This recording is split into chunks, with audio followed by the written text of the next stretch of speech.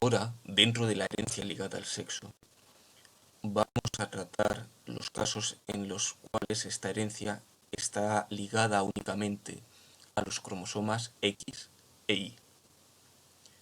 Debemos tener claro, como nos dice aquí, que el segmento diferencial, que ya sabemos lo que es, del cromosoma X humano es bastante mayor que el del Y y por tanto tiene más genes ligados, que también sabemos lo que es.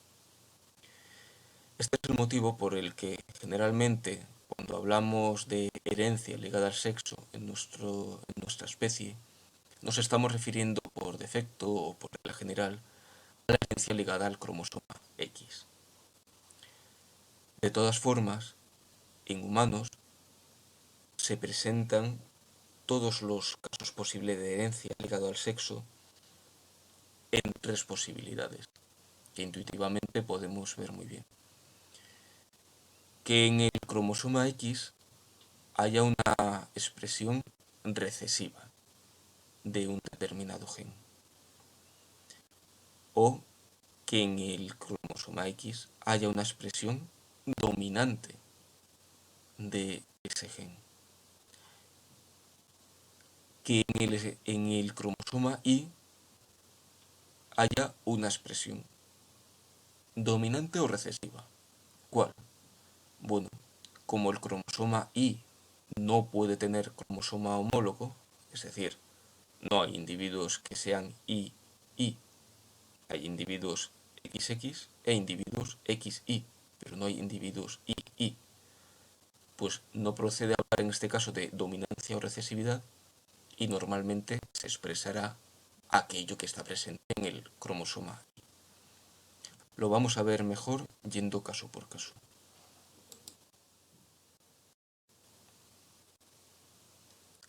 Enfermedades recesivas ligadas al cromosoma X.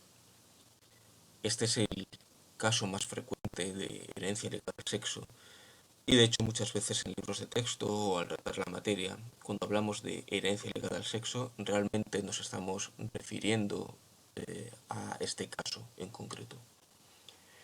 Bien, tenemos el caso de las mujeres, que como sabemos son XX, y tenemos la posibilidad de que el alelo afectado, que vemos aquí representado con un superíndice, se presente solamente o ocurra en estos cromosomas X.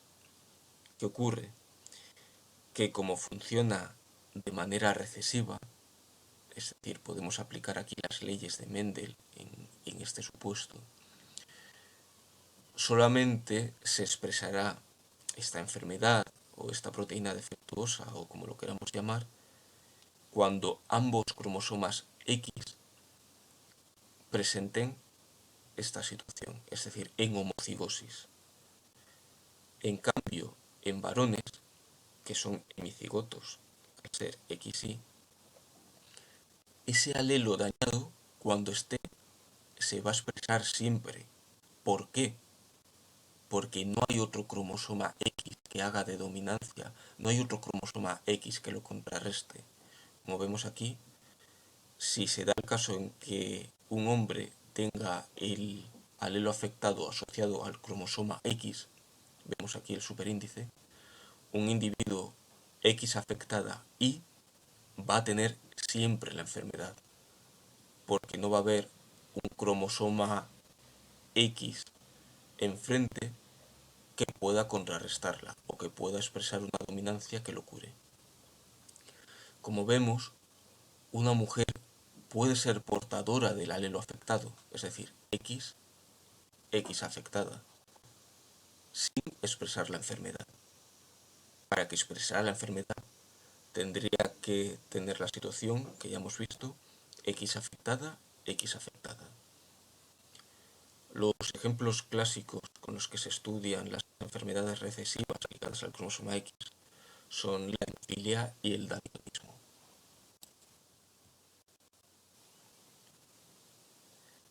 Bien, con unos ejemplos entenderemos mejor las enfermedades recesivas ligadas al cromosoma X. vamos a ver el caso de la hemofilia, aunque el daltonismo viene a ser a grandes rasgos lo mismo. No obstante que tengamos claro que en la realidad ocurren muchas más posibilidades y variantes que no se tienen en cuenta a nuestro nivel. Bien, ¿qué ocurre de la unión o del cruce, podríamos decir, entre un hombre sano y una mujer portadora? Bien, antes de nada vemos que allá donde está presente el alelo defectuoso, marcamos ese cromosoma en rojo, como vemos aquí. ¿Hay alguna I en rojo? No, porque este problema, este alelo afectado, está ligado al cromosoma X. Bien, hombre sano y mujer portadora.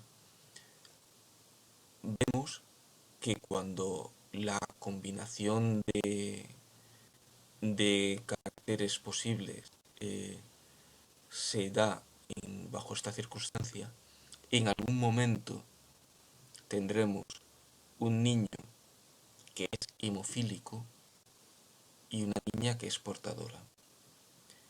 El niño es hemofílico porque la enfermedad se expresa en el cromosoma X y como no tiene otro cromosoma X que pueda ser dominante sobre esa enfermedad, porque los varones somos XY, pues se va a expresar la enfermedad inevitablemente. En cambio, en el caso de la niña portadora, aunque ha recibido, por desgracia, el alelo defectuoso dentro del cromosoma X de su madre, como su padre le ha donado un cromosoma X sano y que hace de dominante, la niña no expresará la enfermedad. Bien, vemos que de toda esta descendencia, el único enfermo es un individuo varón, mientras que hay una chica que es portadora. También vemos que hay un 50% de la descendencia sana. Bien, ¿qué ocurre si cruzamos, por así decirlo, un hombre hemofílico y una mujer sana? Sana, no portadora, que quede claro. Bien, el hombre tiene el cromosoma X marcado en rojo porque está dañado, y si hacemos todas las combinaciones posibles entre sus cromosomas sexuales y los cromosomas sexuales de la mujer, vemos que realmente no hay nadie que exprese la enfermedad. Sí hay dos chicas que son portadoras. Realmente el 50% de su descendencia o el 100% si tenemos en cuenta solamente el sexo. En este caso las chicas.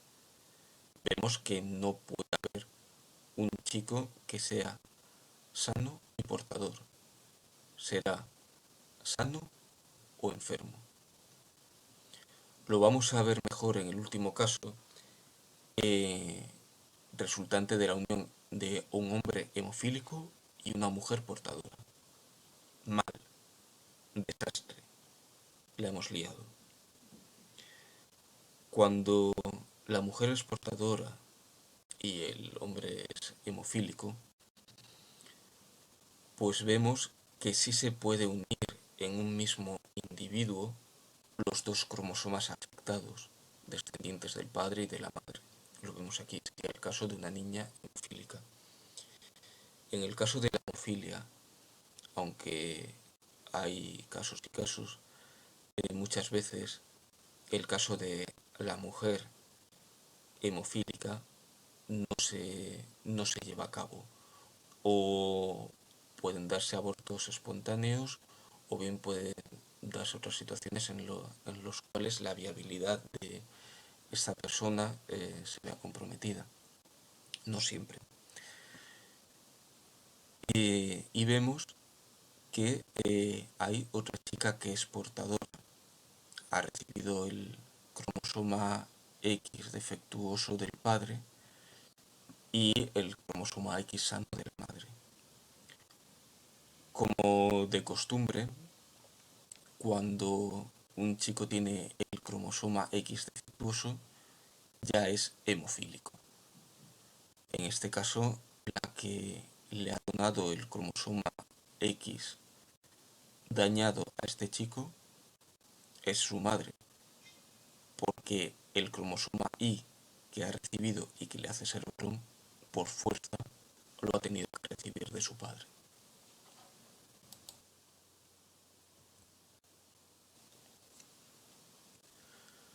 Los dos últimos casos de herencia ligada al sexo, según el cromosoma, no los vamos a estudiar, pero quedan recogidos aquí por si en algún momento os hubierais planteado de forma legítima qué posibilidades más puede haber al margen de las enfermedades recesivas ligadas al cromosoma X.